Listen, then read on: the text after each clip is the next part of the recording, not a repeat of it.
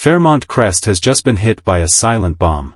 The secret alliance between Leslie and Carlton has been activated like a sacrificial ritual, exchanging blood for power and turning Nicole and Ted's love into a battlefield. What seemed like mere hallway gossip has turned into cold evidence, doctored documents, booby-trapped appointments, and accidentally leaked ambiguous photos, turning a proud marriage on the brink into a target for assassination. In a place where smiles are masks and vows are mere terms, the Leslie-Carlton duo wants more than just a couple to separate. They want to dissect the power structure, shatter credibility, and collapse the velvet-covered ecosystem of Fairmont Crest's benefits. This article unlocks the chain of traps set, exposes the dark motives behind the politeness, and heralds a seismic shift in which the survivors will not be whole, and the fallen will be buried in their own secrets. In the glittering world of Fairmont Crest, where every smile gleamed like a polished gemstone and every handshake hit a blade, a new alliance was forming, cold, deliberate, and cruel enough to rewrite the hierarchy of power. Leslie and Carlton, two people who once despised each other, now found common ground in hatred. Their goal was singular and venomous, to destroy the bond between Nicole and Ted, not merely for revenge but to seize everything love and morality could never grant them: control, money, and the illusion of victory. What began as a hairline fracture soon became a full-blown earthquake threatening to reduce everything Ted and Nicole had built to dust. Leslie had always been the outsider, the exile cast out of the shimmering Dupree circle, the woman Nicole had once called dangerous, not because of what she did, but because of what she knew. Her fall from grace burned a hole in her pride that never healed.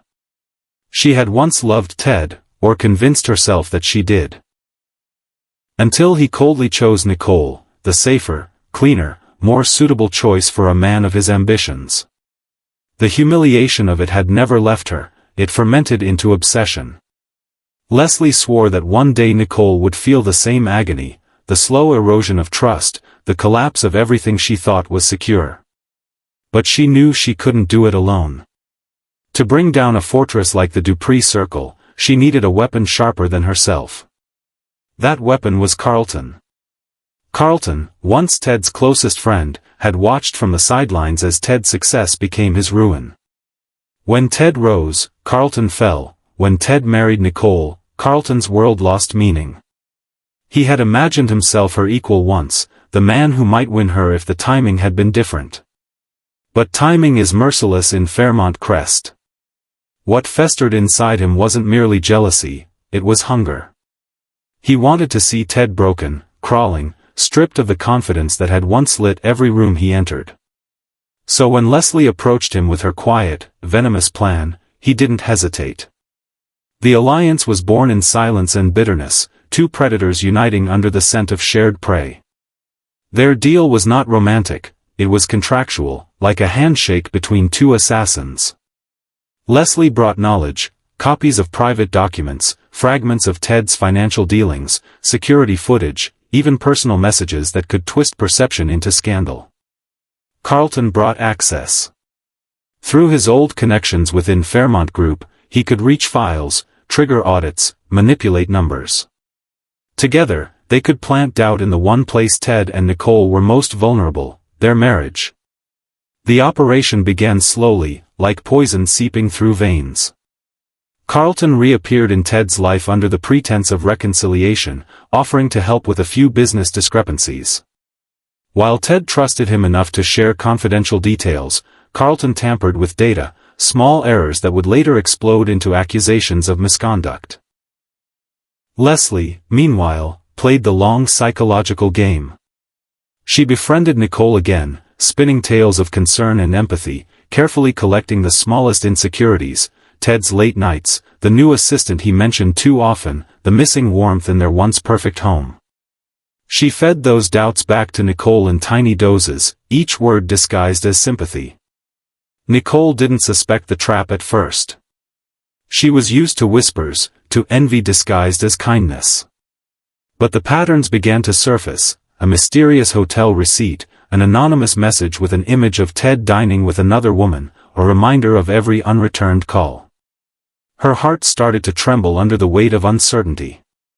She stopped sleeping well, and when she looked at Ted, she no longer saw her husband, she saw a stranger whose eyes carried secrets. Leslie watched the unraveling with quiet satisfaction. She knew heartbreak didn't require confrontation, it required corrosion, the slow rot that came from within. Carlton played his part with precision. He began sending Nicole anonymous emails, posing as a confidant, suggesting that Ted's supposed business meetings were fronts for something darker. He added just enough truth to make the lies irresistible. Nicole began investigating her own husband, and Ted, frustrated by her suspicion, grew defensive. Every conversation became a test, every silence an accusation.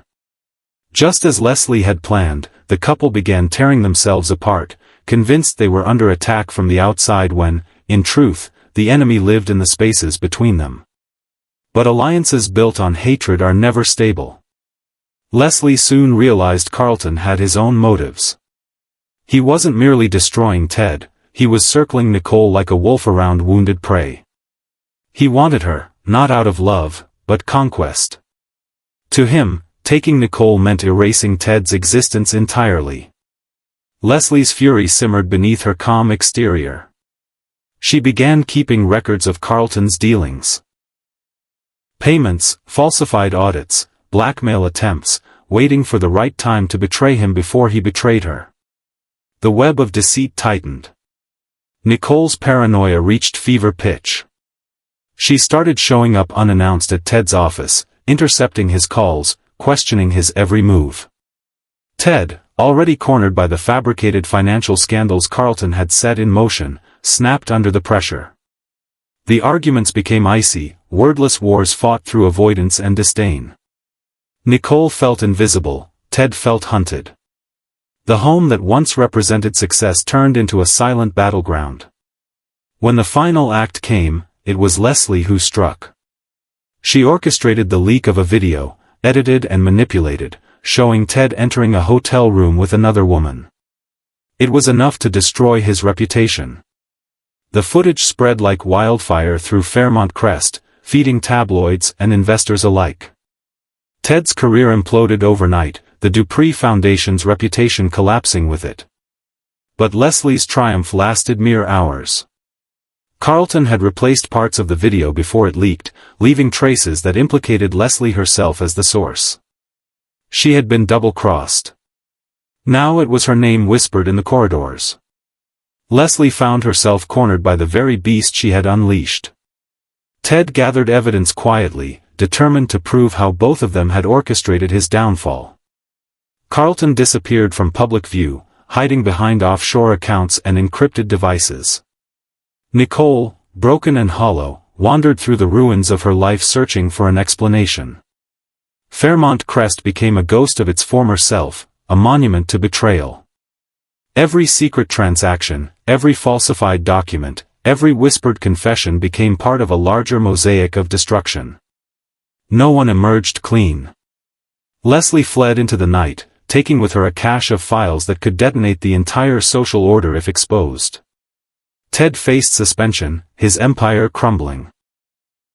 Carlton was hunted by his own network, and Nicole slipped into silence, a woman once admired now consumed by mistrust and grief. When the media storm finally erupted, it scorched everyone equally. The story was no longer about infidelity or revenge, it was about corruption, control, and the rot beneath Fairmont Crest's golden veneer. But the cruelest truth wasn't in what they lost, it was in realizing they had become indistinguishable from the monsters they fought. By the time dawn touched the rooftops, the once proud kingdom of Fairmont Crest had turned into a field of ashes. Somewhere in the shadows, a phone lit up with an anonymous upload, hundreds of encrypted files bearing the initials, LC, flickering like a digital time bomb. None of them would sleep again, for in Fairmont Crest, betrayal never dies, it only evolves. The night ended in a tense silence, with the Fairmont Crest still lit but every window like an old eye witnessing a ritual shedding of the old skin of morality. Nicole sat in the middle of the room stripped of all illusions, counting the losses like the last breaths of a heart that once believed in loyalty. On the table, pieces of paper, invoices, and data files had burned to the ashes of a life that seemed secure. Ted walked down the long, tunnel-like hallway, feeling the power that once supported him turn into a heavy armor that weighed him down, while calls from partners, investigators, and acquaintances turned into thorns reminding him that reputation doesn't die in a single blow, it dies in 1,000 cuts.